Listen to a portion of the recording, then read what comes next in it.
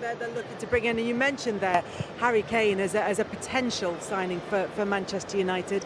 If they are looking to bring him in, is this the time, do you think, for him to make the move? It feels like he missed the opportunity with Manchester City. He's got a year left on his contract. Spurs fans won't thank anybody for raising this subject yet again. But does it feel like the timing has to be, right? It feels at the moment Tottenham's a shambles. They can't seem to get a manager. It feels that if you were Harry Kane with 1 year to go, this is the time to leave. It has to push now, because you're Man United, they might get somebody else. He missed at Man City a few years ago when he weren't allowed to leave. Right now, it feels like he needs to push 1 year on his contract and go somewhere and really show what he's done. Because at the moment, Tottenham don't look like even close. It's like a social experiment of how far you can push your fans before they completely lose it right now. And they need to do something. And no one's going to want to lose Harry Kane. He's been incredible for that team. But I just feel that he deserves better. The other rumour that is certainly gathering pace, or the association that's gathering pace, is Mason Mount to Manchester United. You asked Frank Lampard about it. What are your thoughts on the situation? Yeah, I'm a little bit, I don't know what you think about this, Mary, but I like to see young players that have an identity with the club, that have been brought up with the academy. He's won the Player of the Year the last 2 years.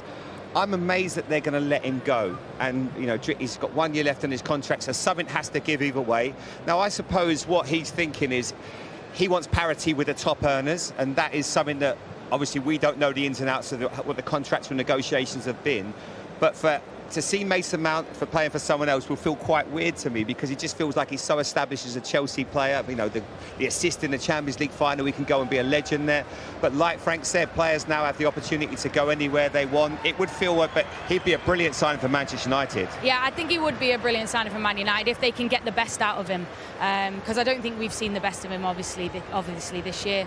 And it depends on the environment as well. I think, as a player, it's really difficult. You know, everyone has their own personal ambitions. You always want to be at a top club, fighting in the Champions League, fighting for trophies. That's why you play the game. You want to be challenging at the top, playing with and against the best.